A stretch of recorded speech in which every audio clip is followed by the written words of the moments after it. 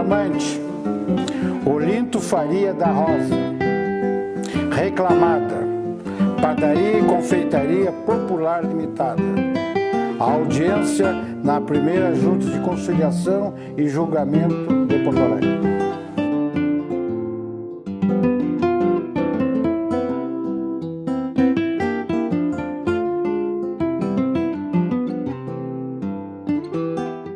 A representação classista surgiu no seio de grupos sociais organizados, com o fim de solucionar conflitos inerentes à vida em sociedade. Sua peculiaridade, no entanto, era a busca do julgamento dos cidadãos por seus iguais, e não somente por técnicos e pessoas versadas em lei. A representação classista e essa ideia de uma legislação trabalhista, ela surgiu anteriormente a todos esses aspectos. Em 1920, 1922, já tinha em São Paulo tribunais de conciliação. Depois, quando começa a criar a ideia da composição e do colegiado, é uma evolução muito grande. Então, a justiça do trabalho, ela era moderna, ela era avançada. Ela começou dessa forma. E depois foi incorporado um juiz que era o voto de desempate. A representação classista chamava vocalato, né? Por que vocalato? Porque nós tínhamos voz. A contribuição dos classistas foi fundamental ao trazer a parte prática, a experiência para a construção de muita orientação jurisprudencial na Justiça do Trabalho. Eu acho que a própria Justiça do Trabalho se consolidou, foi em cima de uma justiça tripartite. O juiz classista de primeira instância se dava através de um ato, de uma nomeação monocrática, decisão pessoal do presidente do tribunal. Já a indicação para os juízes classistas do tribunal também se dava por uma indicação do presidente da República. Essas indicações tinham um caráter político e pessoal muito forte. Na junta de conciliação também para mim foi gratificante, aí era mais direto, pessoal. Apesar do conhecimento que o pessoal tinha comigo, que ele trouxe, não é pela minha pessoa, nem pela coisa, por alguém que é representante dos trabalhadores. Se via a diferença que ele sentia, só dele se sentir que ele não estava sozinho naquele mundo. O empregado chegava e se sentia mais à vontade. Eu chegava e dizia, eu sou representante dos empregados, meu sindicato é esse, eu me identificava. Então eu estou aqui para te ajudar, vamos tratar, se for possível a conciliação, vai ser feita a conciliação. Se não for possível, o processo vai seguir. Eu posso dizer, doutor, o seu mil não dá. O seu 10 mil não dá, doutor. O que nós temos aqui, doutor? Mas a juíza não pode dizer isso. Se ela for dizer, eles vão lá fora e vão dizer, o juiz está pré-julgando, está forçando.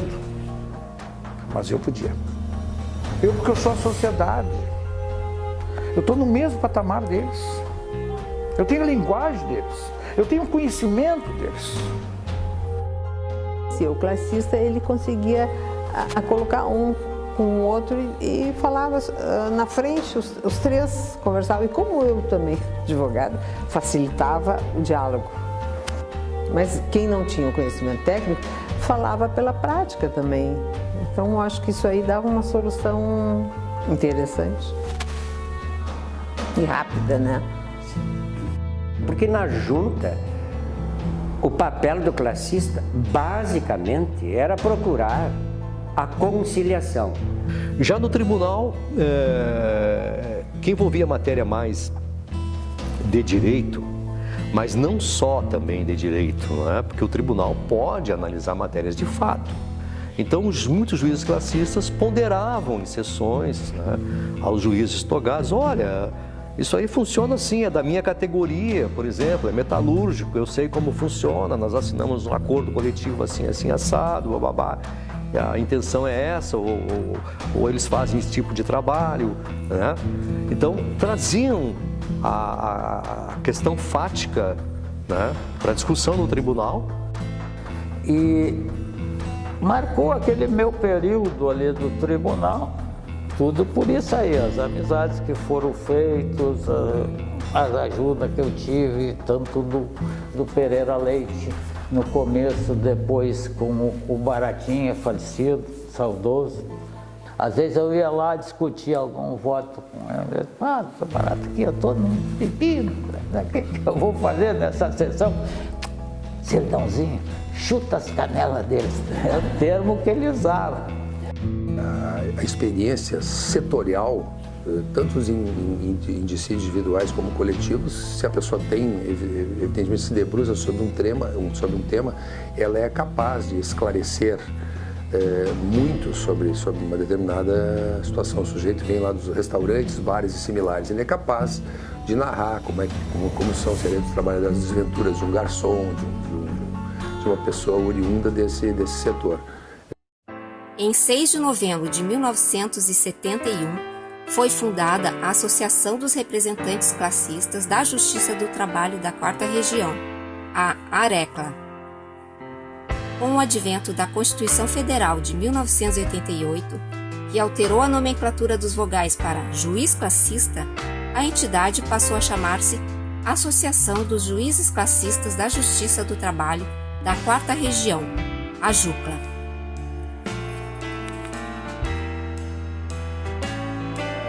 Nós orientávamos o tempo de AJUCLA, a gente tinha até um treinamento para os classistas, isso já veio do meu tempo para cá, né, que é de 86.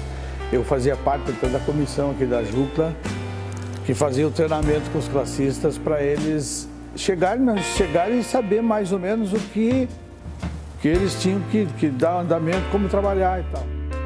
Uma atividade que eu participei na AJUCLA, que eu considero assim, de vital importância, foi o que um grupo resolveu fazer, do qual que eu participei, que foi o treinamento de classistas em todo o estado. Eu fiquei em duas gestões e eu promovi uma coisa também inédita naquela época. Eu promovi o primeiro encontro em Porto Alegre, que foi no Estádio Olímpico, dos juízes classistas da Justiça do Trabalho. Veio gente de Recife, Rio, São Paulo, quase todo o Brasil. Após muitos anos e acalorada discussão, a representação classista foi extinta com a Emenda Constitucional número 24, de 10 de dezembro de 1999, sendo garantidos os mandatos em curso e a paridade de representação até sua total extinção. Responsabilidade nossa, responsabilidade dos magistrados, responsabilidade de quem nos indicava, do sindicato, e responsabilidade de quem escolhia, e não escolhia os melhores, talvez. Tudo isso contribuiu para a derrocada final. E os empresários também se retiraram. Os empresários têm um detalhe muito importante, que ninguém fala e que a imprensa na época não noticiou, silenciou, que foi o seguinte: o presidente Fernando Henrique chegou e disse para eles: se vocês apoiarem a representação classista, eu acabo com o sistema S. Senac, Sesc, SESI. Isso foi fundamental, porque nós não tivemos o apoio do empresariado de área nenhuma. É lamentável que a representação se extinguiu, e a representação se extinguiu assim de uma maneira muito abrupta e muito dirigida pela magistratura. Eu vivo com muita tristeza, mas eu faço minha culpa. Nós ajudamos a extinguir a representação. Enquanto eu digo, se alguns juízes levantaram a bandeira, porque também não estavam cansados da situação em si. E nós não fizemos nada para melhorar. Esta é a equação da história toda. Eu sei qual é o propósito de vocês, é a extinção dos classistas. Para não perder tempo, vou dizer para vocês: primeiro grau não há problema nenhum, pode ficar. Segundo grau e terceiro é inviável. Aí não sei porquê, né? Então nós queremos tudo, disputar tudo. Então, podia ter ficado primeiro grau, que é a base, a necessidade toda do primeiro grau. Eu acho que ficaram prejudicadas, como ficou prejudicado o resultado das conciliações, E acho que quem perdeu foi a sociedade. Também a representação sindical, não estou falando da representação classista, estou falando da sindical. A representação sindical também errou bastante nesta questão. Por que errou bastante, no meu ver? Porque simplesmente tinha gente que não tinha condições de ter o cargo de representante classista. Acordo homologado para que surta seus efeitos legais. Era a relação de uma mãe, de um filho que trabalhava na oficina da mãe. E entrou com uma outra coisa também.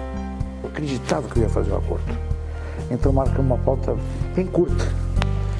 E aconteceu. Mas foi muito... O que me deu a satisfação nesse acordo é que eu vi os dois descendo, ele com a mão por cima da mãe. Me emociona até hoje. Ter feito um acordo de que poder... Não tem dinheiro nenhum no navio que poderia, né, de uma maneira ou de outra, compensar isso. O gesto, para mim... Uma testemunha estava sendo ouvida e, de repente, o juiz perguntou: mas como é que você sabe desses fatos todos?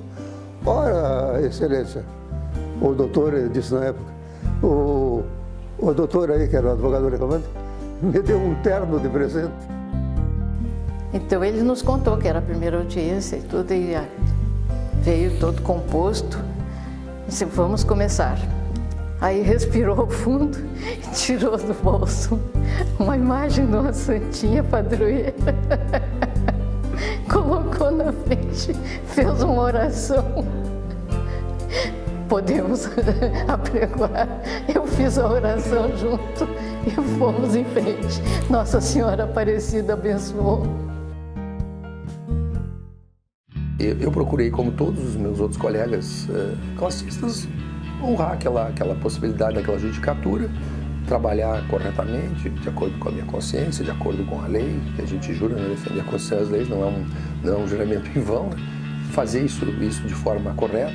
Então, como eu fui convocada para o lugar do juiz Macedônia, eu fiquei sabendo que eu tinha sido a segunda mulher a assumir o segundo grau como juiz classista. E isso me deu uma grande responsabilidade. Eu realmente estudava os processos até tarde da noite, eu ia para cada sessão o mais preparada possível. Eu diria, a frase não é minha, que o respeito é a sentença da civilização.